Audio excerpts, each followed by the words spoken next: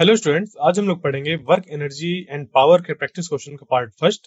इसके पहले हम लोग ने वर्क एनर्जी एंड पावर से रिलेटेड जो भी इससे थ्योरी है उसको हम लोग ने पढ़ा था और सीखा था कि किस किस तरीके के कॉन्सेप्ट्स पे होते हैं। आज उन्हीं कॉन्सेप्ट्स पे बेस्ड हम प्रॉब्लम्स की प्रैक्टिस करेंगे। तो स्टार्ट करते हैं। यहाँ हम लोग कुछ क्वेश्चन को सॉल्व करेंगे और इस डेक को बनाने के लिए कुछ इमेजेस का यूज किया गया है। तो उन इमेजेस के लिए मैं एक डिस्क्लेमर देना चाहूंगा। The images used in our slide deck are for educational purposes only. We respect the intellectual property rights of the original creators and owners of these images. If you are the owner of any of the images used in this deck and have any concerns or issues, please contact us at sathi@iitk.ac.in and we shall remove the images. ये रहा पहला question और देखिए इस पे क्या हमसे पूछा गया है, कैसे इसको सॉल्व करना है समझते हैं।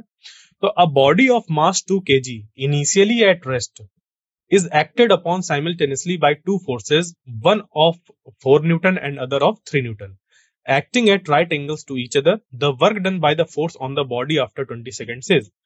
तो यहां पर हमें देखिए जो भी क्वेश्चन में दिया गया है तो उसको समझना है कि पूछा क्या गया है और क्या क्या इंफॉर्मेशन है।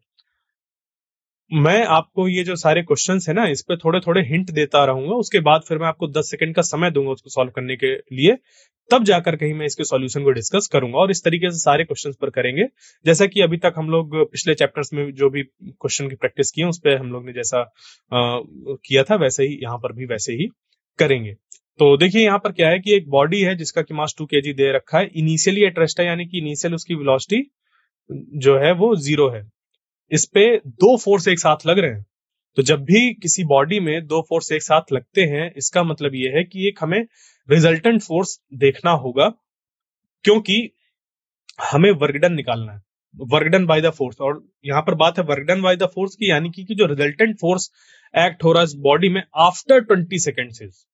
तो देखिए वर्क डन कैसे निकालते हैं हम लोग, फोर्स इनटू डिस्प्लेसमेंट, और हमसे यहाँ पर कह दिया गया कि 20 सेकंड बाद कितना वर्क डन होगा, मतलब 20 सेकंड तक उसको अगर फोर्स उस पर लगाया जाए तो कितना वर्क डन होगा। यानी कि सिंपल सी बात है, उस 20 सेकंड में कितनी वहां पर डिस्प्लेसमेंट हुआ अगर हम ये देख लें तो हमारा काम बन जाए, क्योंकि फोर्स तो हम निकाल ही सकते हैं। दो फोर्स अगर एक साथ लग रहे हैं 90 डिग्रीज पे तो उनके रिजल्टेंट को आसानी से फाइंड किया जा सकता है। तो बस इस तरीके से कुछ चीजें हैं जिसको कि आपको ध्यान में रखना है इसको सॉल्व करते वक्त। इसके जो ऑप्शंस है वो है ए 500 जूल, बी 1250 जूल्स, सी 2500 जूल्स, डी 5000 जूल्स। मैं आपको अब 10 सेकंड का समय दे रहा हूं, आप इसको सॉल्व करिए, उसके बाद फिर हम इसके सॉल्यूशन को डिस्कस करेंगे।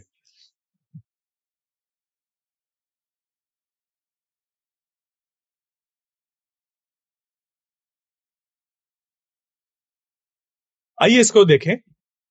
तो क्या है हमारे पास कि देखिए यहाँ पर एक बॉडी है और उस बॉडी में जो मास है वो 2 kg है। अब इसमें एक फोर्स लग रहा है 4 न्यूटन का और दूसरा 3 न्यूटन का। तो लेट अस सपोज जो 4 न्यूटन का फोर्स है वो इस डायरेक्शन पर है और जो 3 न्यूटन का फोर्स है वो इस डायरेक्शन पर है। तो इन दोनों फोर्स की वजह से एक रिजल्टेंट फोर्स हमारा जनरेट होगा जो कि होगा कुछ इस तरीके से। और ये जो फोर्स होगा वो कितना होगा वो हम लोग निकाल सकते हैं, क्योंकि अगर हम लोग देखें तो इस पे सिंपल सा रिजल्टेंट फोर्स निकाल सकते हैं 90 डिग्री में। ये दोनों हमारे जो फोर्स हैं F1 और F2 वो मौजूद है, जिसके कारण से इसको सिंपली पाइथागोरस थ्योरम की हेल्प से भी निकाल सकते हैं कि इसका स्क्वायर प्लस इसका स्क्वायर इज इक्वल टू इसका स्क्वायर। तो यहां से बन जाएगा कि F is equal to under root 3 square plus 4 square, और अंडर रूट ले लिया तो ये 3 स्क्वायर बन जाएगा 9, 4 स्क्वायर हो जाएगा 16, 9 प्लस 16 25, और अंडर रूट 25 जब होगा तो 5 निकल कर आ जाएगा। यानी कि जो रिजल्टेंट फोर्स है हमारा वो 5 न्यूटन आ गया। जो रिजल्टेंट फोर्स है वो कितना है, 5 न्यूटन है। अब इस 5 न्यूटन की वजह से, क्योंकि इस बॉडी में 5 न्यूटन का फोर्स लग रहा है इस डायरेक्शन पर, तो इस पे जनरेट होगा एक एक्सेलरेशन, और वो जो एक्सेलरेशन होगा हम उसको निकाल सकते हैं। इस फोर्स को मास से जब डिवाइड करेंगे इस बॉडी के तो बन जाएगा 5 डिवाइडेड बाई 2, यानी कि 2.5 मीटर पर सेकेंड स्क्वायर। ये हो गया एक्सेलरेशन।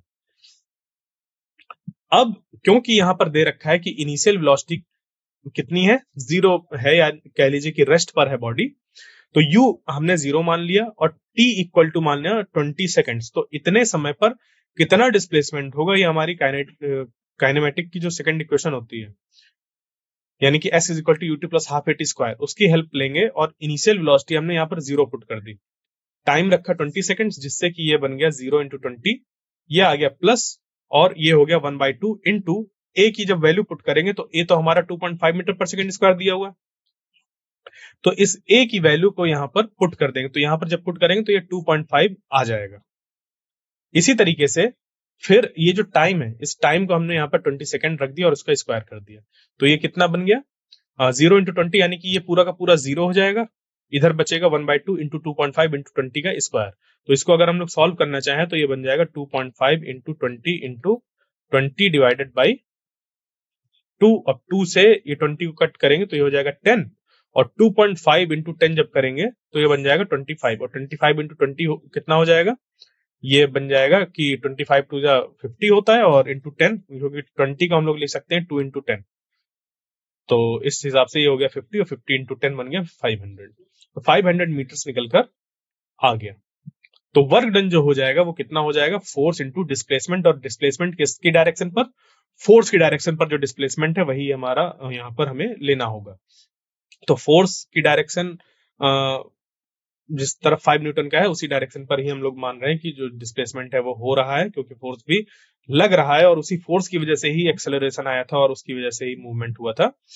तो ये बन गया 5 इंटू 500, यानी कि 2500 जूल्स, यानी कि सी वाला ऑप्शन करेक्ट हो गया। चलते हैं नेक्स्ट प्रॉब्लम पर, क्वेश्चन नंबर 2।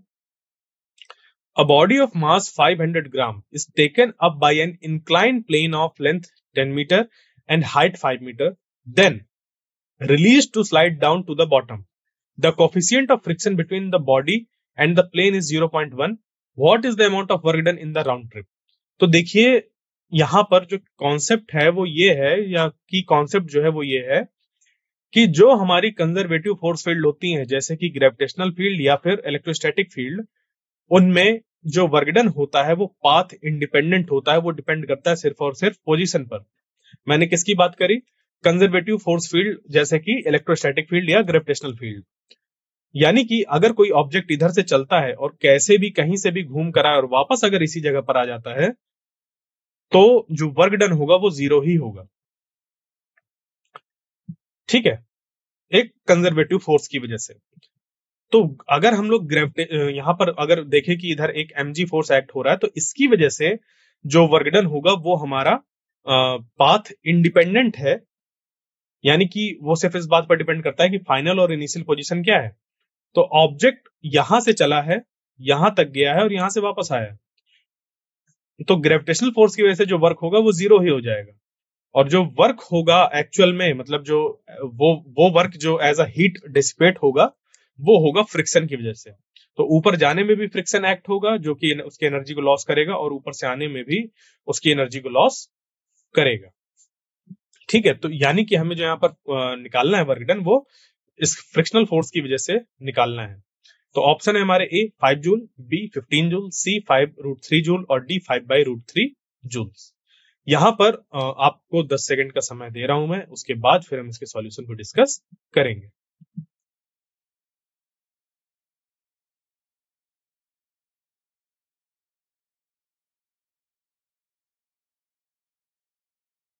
तो आइए इसको हम लोग सॉल्व करें। तो जैसा कि मैंने कहा कि अगर हम लोग ग्रेविटेशनल फील्ड की वजह से वर्क डन को देखेंगे तो वो हमारा हो जाएगा एक तरीके से 0, कि क्योंकि जहां से स्टार्ट किया वहीं पर वो आ गया ऑब्जेक्ट, तो कोई चेंज नहीं आया। जबकि जब हम लोग देखेंगे फ्रिक्शनल फोर्स की वजह से, तो ही हमारा कुछ वर्क डन निकल कर आएगा। तो work done in the round trip जो है वो हो गया total work done against the friction while moving up and down the plane, ऊपर और नीचे जाने पे जो भी हमने यहाँ पर वर्क किया, तो ये हो जाएगा, देखिए क्योंकि इस पे जो फोर्स लगेगा वो लगेगा म्यू mg cos थीटा, ये जो फ्रिक्शनल फोर्स होगा वो हो जाएगा म्यू mg cos थीटा। तो जितना ऊपर जाने में लगेगा उतना ही नीचे आने में लगेगा, यानी कि इसकी वजह से हो जाएगा कि 2 से मल्टीप्लाई कर दें, ये तो हो गया एक बार या तो ऊपर या फिर नीचे आने का जो फ्रिक्शन की वजह से वर्क डन है, और 2 से मल्टीप्लाई कर दिया कि ऊपर जाकर नीचे तक आने का पूरा, तो 2 into mu mg cos theta into S, ये हो गया। म्यू जो है वो कितना दे रखा है 0.1, और मास इसका दे रखा है 0.5, और जो जी है वो उसकी वैल्यू तो 10 होती है। कॉस थीटा, क्योंकि यहाँ पर जो एंगल है वो हम इसको निकालेंगे तो ये कुछ √3/2 निकल कर आएगा। कैसे? क्योंकि यहाँ पर जो इंफॉर्मेशन हमें दी है वो क्या दे रखी है कि जो इंक्लाइंड प्लेन है उसकी लेंथ कितनी है, इंक्लाइंड प्लेन की 10 मीटर्स। ये इंक्लाइंड प्लेन की लेंथ 10 मीटर्स हो गई और जो हाइट है वो 5 मीटर्स हो गई। तो यहां से हम लोग निकाल सकते हैं कॉस थीटा की वैल्यू। क्यों? क्योंकि अगर ये 10 है तो ये और ये 5 है तो ये 5√3 होगा। इसको आप पाइथागोरस थ्योरम का इस्तेमाल करके फाइंड कर सकते हैं। और एक बार जब हमें ये फाइंड हो जाएगा तो हम कॉस थीटा जब निकालेंगे तो ये डिवाइडेड बाई ये होगा, यानी कि 5√3 डिवाइडेड बाई 10, तो √3/2 निकल कर आ जाएगा कॉस थीटा। तो कॉस थीटा की वैल्यू यहाँ पर रख दी गई √3/2। देखिए कॉस थीटा को निकाला था 5√3/10 करके, तो √3/2 आ गया। इसको पुट करेंगे, जब यहां से इसको सॉल्व करेंगे तो ये हो गया 2 से इसको 5 टाइम्स, और फिर इसका इस पे मल्टीप्लाई वगैरह करके जब देखेंगे तो ये 5√3 जूल्स निकल कर आ जाएगा, यानी कि ऑप्शन जो सी है वो हमारा करेक्ट हो जाएगा। चलते हैं नेक्स्ट प्रॉब्लम पर। A block of mass 5 kg is initially at rest on a horizontal frictionless surface. ठीक है, हॉरिजॉन्टल फ्रिक्शनलेस सरफेस है। अ हॉरिजॉन्टल फोर्स इतना n acts on it when the block is at x equal to 0. The maximum work done by the force between x equal to 0 and x equal to 3 in joule is. तो यहां पर हमें maximum work done बताना है कि कितना होगा जब हम एक इस ब्लॉक को x इक्वल टू 0 से x इक्वल टू 3 तक मूव कराएंगे, इतना डिस्प्लेसमेंट होगा तो क्या होगा। बस यहां पर यह है कि जो ये फोर्स दे रखा है वो हमें एक फंक्शन दे रखा है x का, यानी कि x के चेंज होने के साथ साथ जो फोर्स है वो भी चेंज हो रहा है। यानी कि यहाँ पर हमें कुछ इंटीग्रेशन जैसा चीज लगानी पड़ सकती है। मैं आपको ऐसा एज अ हिंट ये बता रहा हूं, अब लगेगी नहीं लगेगी वो आप इसको डिसाइड करिए। तो यहाँ पर ऑप्शन है ए 18 जूल, बी 15 जूल, सी 20 जूल और डी 24 जूल। मैं आपको 10 सेकंड का समय दे रहा हूं, आप इसको सॉल्व करिए, उसके बाद फिर हम इसके सॉल्यूशन को डिस्कस करेंगे।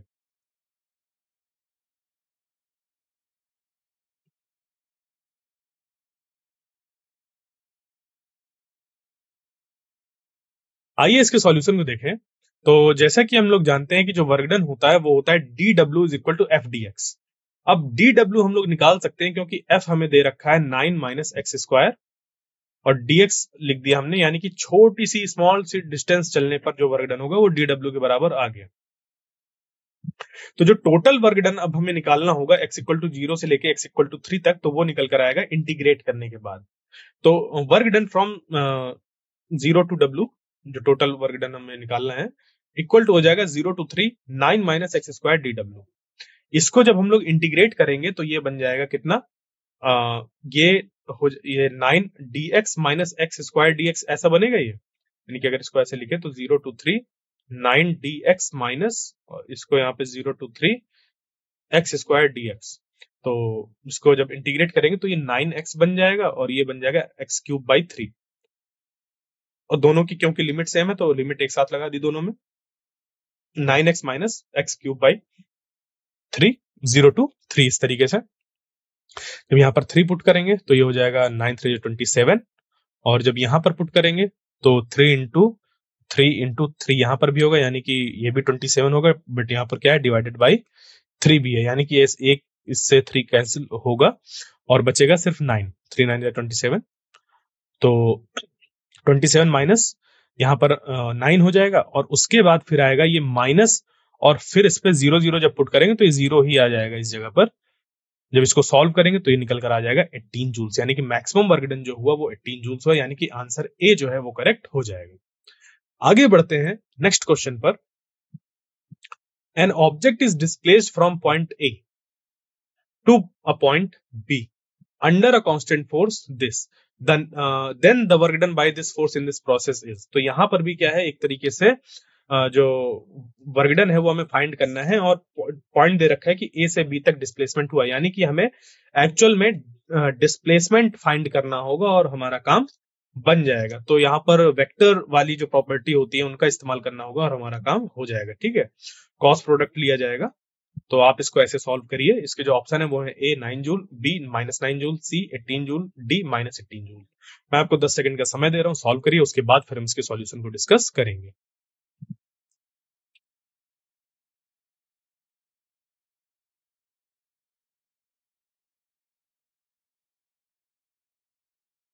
आइए इसके सॉल्यूशन को हम लोग करें। तो जैसा कि मैंने कहा कि हम यहाँ पर work done is equal to F dot S, यानी कि जो कॉस प्रोडक्ट है उसका इस्तेमाल करेंगे, क्योंकि फोर्स हमें वेक्टर में दिया हुआ है और इसकी हेल्प से भी हम लोग एक वेक्टर फॉर्म कर लेंगे। और वेक्टर कैसे फॉर्म होगा? जो फाइनल है माइनस इनिशियल, ये करेंगे हम लोग। जो फाइनल पोजीशन है माइनस इनिशियल पोजीशन, तो जो डिस्प्लेसमेंट होगा वो हो जाएगा final position minus initial position. Final क्या है? 1 मीटर, 2 मीटर, 3 मीटर, ऐसे ये दे रखे हैं कोऑर्डिनेट। तो इसको अगर हम लोग चाहें कन्वर्ट करना वेक्टर पर, पोजीशन वेक्टर पे, तो ये बन जाएगा i प्लस 2j और प्लस 3k। क्यों? क्योंकि ये बता रहा है एक्स कोऑर्डिनेट को, ये वाई कोऑर्डिनेट को, और ये जेड कोऑर्डिनेट को। तो इसी को यहाँ पर i j k की हेल्प से लिख दिया गया। वही है कि फाइनल माइनस इनिशियल, और इनिशियल हो जाएगा 2i plus 3j plus 4k। ठीक है, जब इसको हम लोग माइनस करेंगे तो i माइनस 2i होगा, यानी कि ये माइनस i आ जाएगा। फिर 2j माइनस 3j होगा, यानी कि माइनस j आ जाएगा। फिर 3k माइनस 4k, ये माइनस के आ जाएगा। यानी कि जो डिस्प्लेसमेंट है वो हमारा निकल कर आ गया माइनस i माइनस j और माइनस k। अब बस बचा क्या? फोर्स डॉट डिस्प्लेसमेंट करने के लिए जो इनके वेक्टर है, force vector dot displacement vector. तो 2i plus 3j plus 4k ये दे रखा है फोर्स, डॉट माइनस आई माइनस जे माइनस के, ये डिस्प्लेसमेंट हो गया। और डॉट प्रोडक्ट में हम लोग जानते हैं कि जो आई के कंपोनेंट होते हैं वो एक साथ मल्टीप्लाई होते हैं, जे वाले और के वाले। तो 2 इंटू यहाँ पर -1 है, बन गया -2। 3 इंटू -1 बन गया -3। 4 इंटू -1 बन गया -4। तो इस तरीके से -2 -3 -4 यानी कि मिलकर हो जाएगा -9j, यानी कि बी वाला ऑप्शन हमारा करेक्ट हो जाएगा। चलते हैं नेक्स्ट प्रॉब्लम पर। An open water tight railway wagon of mass this costs with an initial velocity of 1.2 meter per second on a railway track without friction. Rain falls vertically downward on the wagon. What changes occurs in the kinetic energy of the wagon after it has collected 10 to the power 3 kg of water? यानी कि ये कुछ ऐसा है कि एक open wagon है, जैसे कि वो होता है ना मालगाड़ी जो होती है, तो वो खुली हुई होती है कुछ कुछ। ऑब्वियस सी बात है, अगर बारिश होगी तो वो पानी को कलेक्ट करेगा। तो जब उसका मास, मतलब जब वो ओपन था, कोई वाटर वगैरह उस पर नहीं था, वाटर टाइट है, यानी कि जो भी उस पर पानी आएगा वो उस पर कलेक्ट होता जाएगा। तो वो कितना है? उसका मास 5 × 10⁻³ kg है। और इनिशियल वेलोसिटी कितनी है? 1.2 मीटर पर सेकेंड। अब इस पे हुई रेनफॉल, वर्टिकली ऐसे रेनफॉल हुई, तो काइनेटिक एनर्जी में कितना चेंज आएगा वैगन के जब उसने इतना पानी कलेक्ट कर लिया? यानी कि हमें चेंज इन काइनेटिक एनर्जी बतानी है। तो आपके पास ऑप्शन है ए 900 जूल, बी 300 जूल, सी 600 जूल और डी 1200 जूल। आपको मैं 10 सेकंड का समय दे रहा हूं, सॉल्व करिए, उसके बाद फिर हम इसके सॉल्यूशन को डिस्कस करेंगे।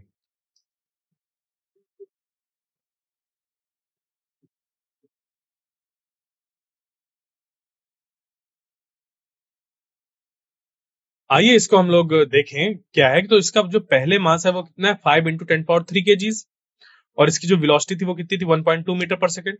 अब यहाँ पर इसका जो मास है वो है 5 × 10⁻³ kgs, और उस पर 10⁻³ kgs और ऐड हो गया क्योंकि पानी भर गया है इस पे। तो लेट अस सपोज जो इसकी फाइनल यहाँ पर वेलोसिटी है वो कितनी है? v प्राइम है। ये कैसे निकालेंगे? इसको हम लोग इस्तेमाल करेंगे यहाँ पर momentum conservation, linear momentum conservation की। इनिशियली जो मोमेंटम था वही फाइनल मोमेंटम होगा अगर उस पर कोई एक्सटर्नल फोर्स एक्ट नहीं हो रहा है।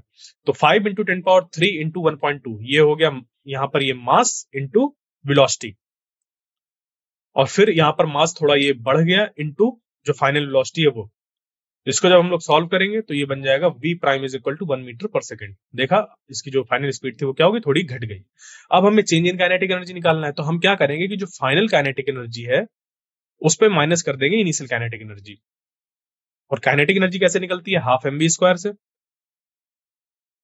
तो अगर हम लोग फाइनल काइनेटिक एनर्जी निकाल रहे हैं तो फाइनल मास भी रखेंगे जो कि है 6 × 10⁻³। इसको अगर देखें ना, 5 × 10⁻³ प्लस 10⁻³ तो बन गया 6 × 10⁻³। और उसके बाद जो इनिशियल हमारा मास है वो कितना है? 5 × 10⁻³। जो फाइनल वेलोसिटी है वो है 1 मीटर पर सेकेंड, और जो इनिशियल वेलोसिटी थी वो थी 1.2 मीटर पर सेकेंड। तो इस पे हम लोग जब वैल्यू पुट करेंगे तो ये बन जाएगा कितना, -600 जूल्स, यानी कि काइनेटिक एनर्जी का लॉस हुआ है। और अगर हम चेंज की बात करें तो चेंज हमारा 600 जूल्स हुआ, यानी कि आंसर सी करेक्ट हो जाएगा। माइनस साइन यहां पर ये बता रहा है कि जो फाइनल वाली काइनेटिक एनर्जी वो कम है as compare to initial kinetic energy. Next question, a particle moves in a straight line with a retardation proportional to its displacement.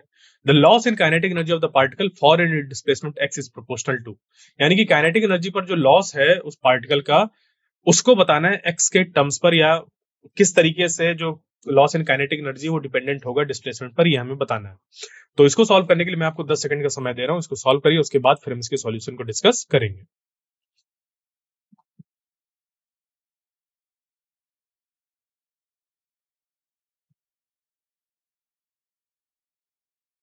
आइए इसको सॉल्व करें। तो देखिए क्या करेंगे हम लोग, सबसे पहले कि जो एक्सेलरेशन है ये हमें दे रखा है, एक तरीके का क्या है, रिटार्डेशन है, यानी कि एक्सेलरेशन जब नेगेटिव में होगा वो रिटार्ड करेगा। तो a is equal to -kx, okay, लिख दिया। अब जो a है, a को लिखा जा सकता है यहाँ पर ये इस तरीके से करके, अगर हम लोग चाहें तो इसको लिख सकते हैं v dv by dx। तो जब हम लोग मोशन इन स्ट्रेट लाइन पढ़ रहे थे वहां पर हम लोग ने पढ़ा था कि जो एक्सेलरेशन है उसको आप या तो dv by dt लिख सकते हैं या v dv by dx भी लिख सकते हैं, ये चीज वहां पर बताई गई थी। उसी चीज का यहाँ पर इस्तेमाल किया गया कि v dv by dx is equal to -kx। ऐसा क्यों किया गया है, क्योंकि हमें डिस्प्लेसमेंट के साथ रिलेशन बताना है। तो dv by dt की जगह पर हम लोग v dv by dx का इस्तेमाल करेंगे। ये इक्वेशन हमने रखी। अब यहां से अगला स्टेप क्या होगा कि x वाले टर्म से एक तरफ ले जाएं और v वाले एक तरफ। तो देखिए ये हो गया v dv और इधर हो गया -kx dx। जब यहाँ पर हम लोग इंटीग्रेट करेंगे from initial velocity to final velocity और from displacement 0 to displacement x, तो ये बन जाएगा v square minus v not square divided by 2। कैसे, क्योंकि यहाँ पर ये v dv होगा, ये v dv होगा एक्चुअली, यहाँ पर v dv होगा। तो v dv को जब हम लोग इंटीग्रेट करेंगे तो ये हो जाएगा v स्क्वायर बाई 2, और फिर जब लिमिट रखेंगे तो ये हो जाएगा v square minus v not square by 2, और इधर हो जाएगा k x square by 2 minus, तो यहाँ पहले से ही मौजूद है। फिर यहाँ पर दोनों तरफ हम लोग मास का मल्टीप्लाई कर सकते हैं, तो ये बन जाएगा mass into V square minus V not square by 2। अगर हम लोग इसको गौर से देखें तो ये लिखा हुआ चेंज इन काइनेटिक एनर्जी, यानी कि इसको अगर हम लोग एक्सपेंड करेंगे तो हो जाएगा 1/2। देखिए जो 2 है ये पहले आ गया, 1/2 ऐसे करके, फिर उसके बाद mass into velocity minus half into V not square. तो ये चेंज इन काइनेटिक एनर्जी, ये फाइनल काइनेटिक एनर्जी और ये इनिशियल काइनेटिक एनर्जी, यानी कि ये एक तरीके से चेंज इन काइनेटिक एनर्जी दिया, तो हमने चेंज इन काइनेटिक एनर्जी ऐसे लिखा। और फिर यहाँ पर ये जो कांस्टेंट है ये भी कांस्टेंट है, ये भी कांस्टेंट है, तो इसको हम लोग हटाकर सीधे प्रोपोर्शनलिटी देख सकते हैं कि जो चेंज इन काइनेटिक एनर्जी वो एक्स स्क्वायर के प्रोपोर्शनल है, यानी कि चेंज इन काइनेटिक एनर्जी या loss in kinetic energy is proportional to X square. ये निकल कर आ जाएगा, यानी कि ऑप्शन ए करेक्ट हो गया। Next question, which of the following diagram as shown in the figure most closely shows the variation in kinetic energy of the earth as it moves once around the sun in its elliptical orbit। तो यहाँ पर kinetic energy में variation जो है अर्थ का वो कैसा है जब सन के चारों तरफ एक बार वो क्या कर रहा है, एक इलेप्टिकल ऑर्बिट में पूरी अर्थ मूव कर रही है। तो ध्यान देने वाली हमारी बात यह है कि जो अर्थ है वो सन के चारों तरफ कैसी है, बाउंडेड है।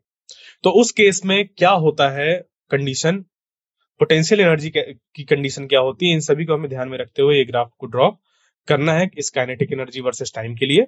तो मैं आपको 10 सेकंड का समय दे रहा हूं, आप इसको सॉल्व करिए, उसके बाद फिर हम इसके सॉल्यूशन को डिस्कस करेंगे।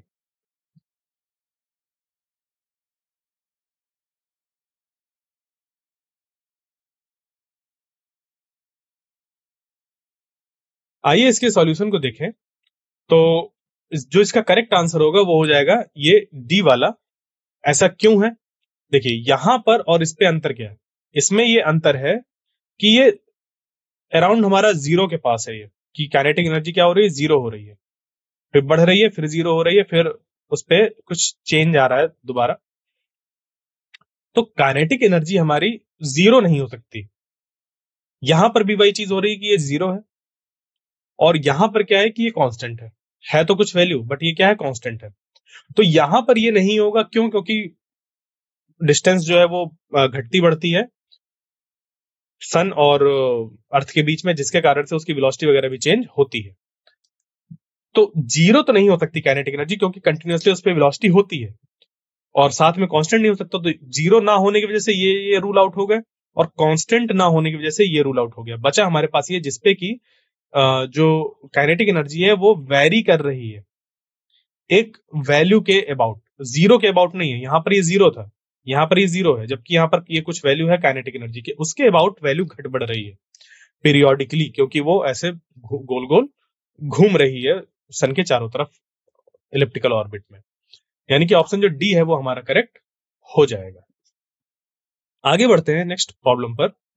A particle is moving in a circular path of radius A under the action of an attractive potential this. तो टोटल एनर्जी क्या होगी? तो देखिए, इसके लिए हमारे पास कुछ रिलेशंस होते हैं जो पोटेंशियल एनर्जी को डायरेक्टली टोटल एनर्जी के साथ कनेक्ट करता है, या जो पोटेंशियल एनर्जी है वो काइनेटिक एनर्जी के साथ कनेक्टेड होती है, और जो टोटल एनर्जी है वो काइनेटिक एनर्जी के साथ कनेक्टेड होती है। ये मैंने सारे रिलेशंस आपको बताए हैं, तो उन्हीं का ही हमें यहाँ पर इस्तेमाल करना है और इसका आंसर बताना है। इसके ऑप्शन है ए -k/4a², बी k/2a², सी 0, डी है -3/2 k/a²। तो अब मैं आपको इसको सॉल्व करने के लिए 10 सेकंड का समय दे रहा हूँ, सॉल्व करिए, उसके बाद फिर हम इसके सॉल्यूशन को डिस्कस करेंगे।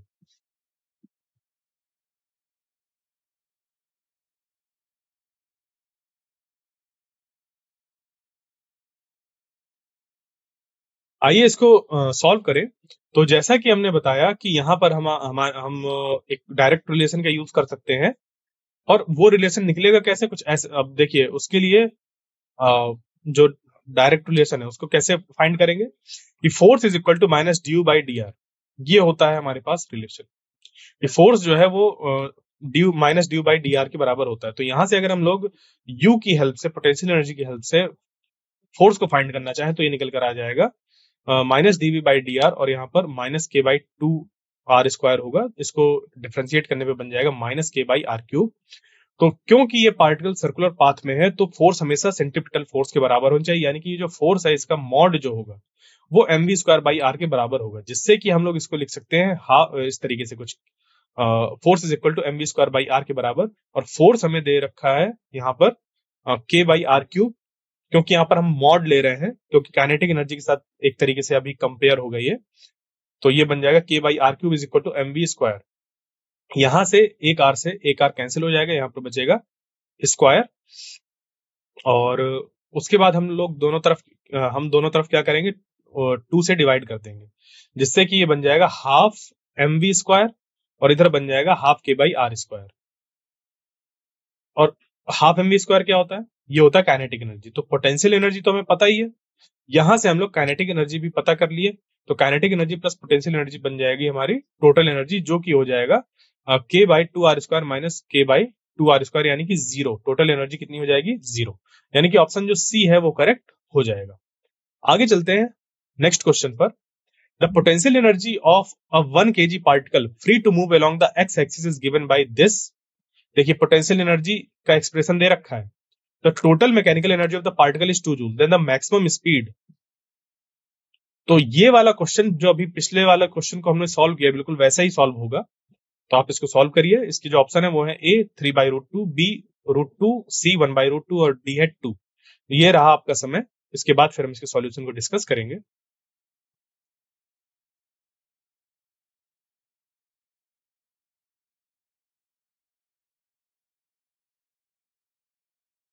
देखिए, यहां पर क्या है कि हमें पोटेंशियल एनर्जी का एक्सप्रेशन दिया है, और इसकी मिनिमम वैल्यू अगर हम लोग निकालना चाहें तो ये हो जाएगा dv/dx इक्वल टू 0। तो इसको जब डिफरेंशिएट करेंगे तो ये हो जाएगा 4x³ 4, ठीक है, और ये हो जाएगा -2x²/2। इसको कर दिए 0 के बराबर, जिससे कि जब इसको हम लोग सॉल्व करेंगे तो x की 2 वैल्यू निकल कर आ जाएगी। एक तो पहले की x इक्वल टू 0 है, दूसरी जो है वो x equal two plus minus कुछ भी हो सकती है, यानी कि टोटल जो x की है वो 3 वैल्यू निकल कर आ जाएंगी। तो अगर हम लोग मिनिमम को देखें तो x इक्वल टू +-1 अगर इस पे पुट करके देखेंगे तो ये निकल कर आ रही -1/4 जूल। तो इस समय जब काइनेटिक एनर्जी मैक्सिमम होगी, उसी समय पर जो हमारी पोटेंशियल एनर्जी होगी वो मिनिमम होगी। और वो बराबर होगी टोटल मैकेनिकल एनर्जी की। तो के मैक्स हो जाएगा हमारा 1/4 प्लस 2, यानी कि के मैक्स हो गया 9/4। के मैक्स को हम बराबर कर देंगे हाफ एम वी स्क्वायर के, यानी कि half M V square is equal to 9/4। ये 2 से 8 2 टाइम्स पे ऐसे कैंसिल हो जाएगा, मास नीचे आ जाएगा डिवाइड पर, तो वेलोसिटी जो निकल कर आएगी रूट लेने पर ये निकल कर आ जाएगा m/√2, क्योंकि मास जो यहाँ पर दे रखा है वो 1 kg का दे रखा है। तो इसको सॉल्व करने पे जो वेलोसिटी है वो 3/√2 मीटर पर सेकंड निकल कर आ गई, यानी कि आंसर ए जो है वो हमारा करेक्ट हो जाएगा। क्योंकि देखिए जब पोटेंशियल एनर्जी मिनिमम होगी तो काइनेटिक एनर्जी मैक्सिमम होगी और उसी समय पर वेलोसिटी भी मैक्सिमम होगी। एसएचएम में ये चीज आप लोग ने पढ़ी है। तो अब चलते हैं अपने नेक्स्ट क्वेश्चन पर। A particle is placed at the origin and a force F equal to kx acts on it, where k is a positive constant. If u0 equal to 0, the graph ux versus x will be. ux versus x का graph कैसे बनेगा, यहाँ पर ये हमें बताना है। जो फोर्स है वो F इज इक्वल टू के एक्स के बराबर है। ऑप्शन है ए बी सी डी, ये आपके सामने है। मैं आपको 10 सेकंड का समय दे रहा हूँ, आप इसको सॉल्व करें, उसके बाद फिर हम इसके सॉल्यूशन को डिस्कस करेंगे।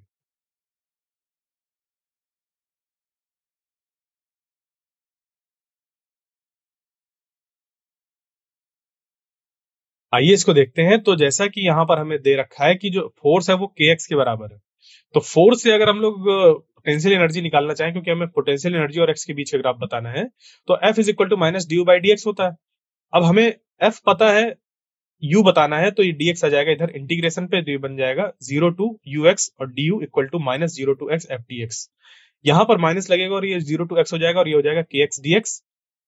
इसको जब इंटीग्रेट करेंगे तो ये हो जाएगा माइनस के एक्स स्क्वायर बाई 2, ये निकल कर आ गया। यानी कि अगर हम लोग देखें तो ये और ये कैसे है, एक्स स्क्वायर के प्रोपोर्शनल है, और यू 0 पर क्या होगा, 0 होगा। तो इसको अगर हम लोग देखें तो ये एक पैराबोलिक बनेगा और ये कैसा होगा, इन्वर्टेड पैराबोला बनेगा, यानी कि ऑप्शन ए हमारा करेक्ट हो जाएगा। तो इस तरीके से हम लोग ने कुछ क्वेश्चंस की प्रैक्टिस करी वर्क एनर्जी पावर से रिलेटेड। नेक्स्ट लेक्चर पे इसी तरीके के और प्रॉब्लम्स को हम लोग सॉल्व करेंगे। आई होप जो आज का सेशन था आपको पसंद आया होगा। मिलते हैं नेक्स्ट लेक्चर में, तब तक के लिए धन्यवाद।